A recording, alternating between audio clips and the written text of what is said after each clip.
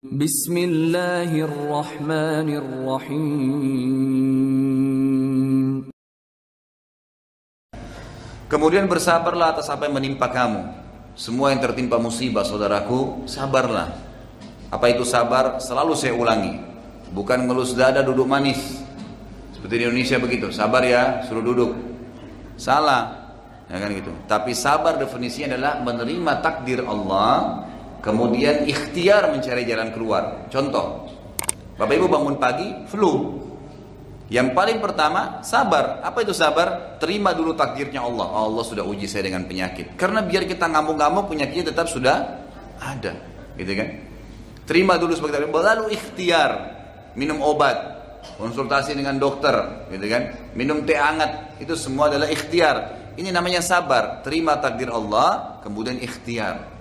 Ada masalah dalam rumah tangga, baik. Ini cobaan Allah datangkan. Sabar. Bagaimana sabar? Terima sebagai takdir Allah, lalu ikhtiar memperbaiki. Coba, kan gitu. Itu namanya sabar. Dan ini dikatakan wasbir ala ma asabak. Ini dari dulu. Ibnu Abbas radhiyallahu anhu berkata, subhanallah, baru semalam saya dapat posting gitu kan. Jadi satu teman waktu di WhatsApp itu, kalimat yang luar biasa gitu.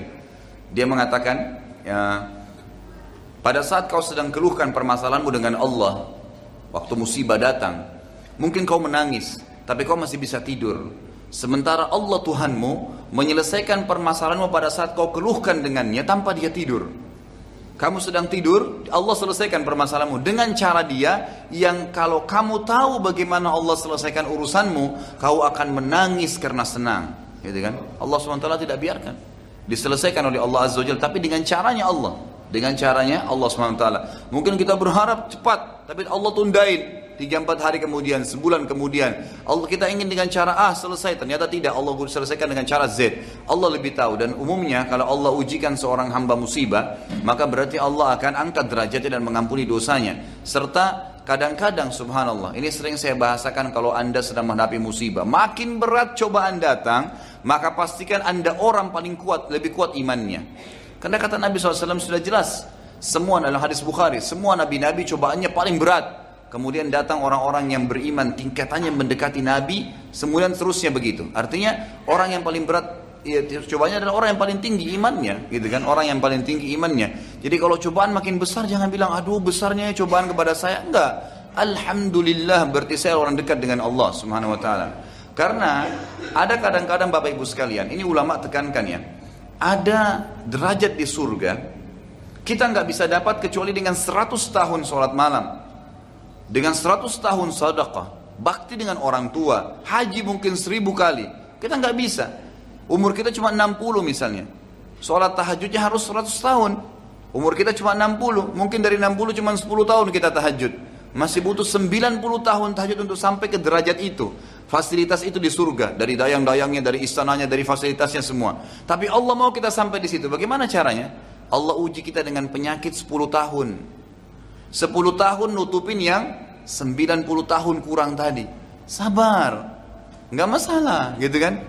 Kalau saya sering bahasakan itu, kalau ada tulisan saya judulnya musibah, kenali sebabnya, nikmati prosesnya.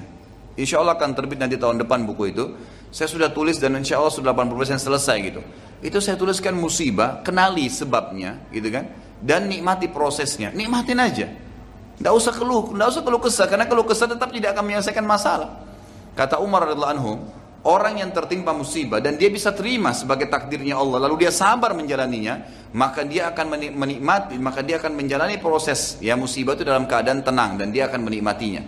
Artinya sakit ya sudah diterima. Karena biar kita keluh kesah tidak bisa, dan pahalanya akan maksimal.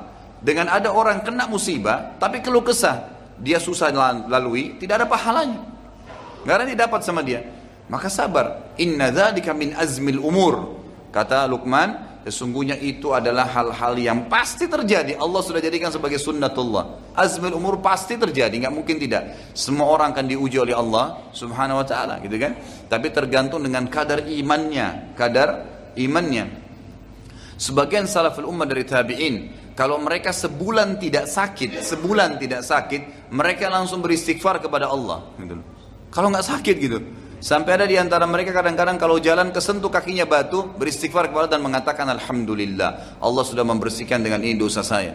Sampai seperti itu. Mereka mau minum terlambat airnya, alhamdulillah, cobaan datang. Berarti ini akan mengampuni dosa-dosa saya. Ada derajat yang saya akan dapat di surga yang tidak bisa dijangkau kecuali dengan ini. Sedikit ada masalah, sedikit ada kekurangan harta, sedikit ada kekurangan, ada masalah penyakit, ada cobaan, gak masalah. Ada orang utang gak bayar, sabar aja, gitu kan? Sambil ikhtiar, gitu kan? Sambil ikhtiar. Ingat, sabar bukan duduk manis. Tagi dia, ikhtiar, tapi terima sebagai cobaan dari Allah. Jangan gara-gara orang utang 100 ribu kita sudah sakit sebulan gitu kan. Ya. Tapi coba kita ikhtiar. Oh berarti Allah lagi coba saya. Bukankah Nabi SAW mengatakan apa dalam hadis yang sahih riwayat Bukhari? Siapa yang menghutangkan sesuatu pada orang kemudian belum terbayar, maka sama dia bersedekah setengah dari utang itu. Kalau ada pernah ibu-ibu saya sampaikan sampai nangis gitu, Ustaz ternyata saya baru tahu ya, 10 tahun saya pernah utangkan uang orang gitu kan, belum dibayar-bayar Ustaz. Ya sama 10 tahun kalau saya bahasakan dengan bahasa saya, setiap hari 10 juta waktu itu utangnya, sama dengan ibu tiap hari infak 5 juta selama 10 tahun. Berapa banyak pahala yang didapatin gitu. Makanya fahami dengan ilmu, maka kita akan bisa melalui kehidupan ini gitu. Itu pasti dari azmul umur. Tidak ada yang sia-sia dalam Islam, tidak ada yang sia-sia di dalam Islam. Jadi sabarlah, ya. Wasbir ala ma asabak. Sabar. Ibnu Abbas berkata radhiyallahu anhuma, dalam statement sabar ini, beliau mengatakan yang saya dapat posting semalam ya.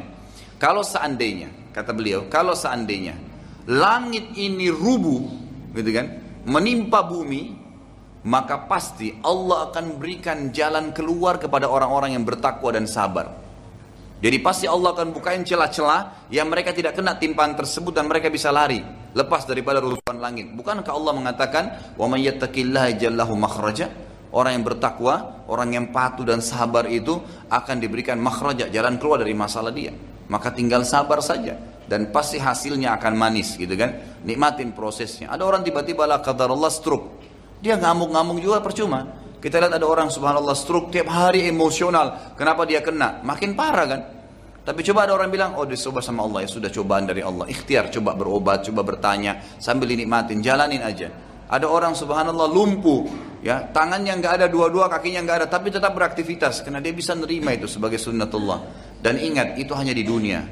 Setelah di akhirat nanti, orang yang lumpuh di dunia, orang yang patah tangannya, orang yang buta matanya kembali semua sempurna di akhirat dan dia akan mendapatkan yang terbaik dari apa yang telah dicobakan kepada dia. Jadi sabar, gitu kan?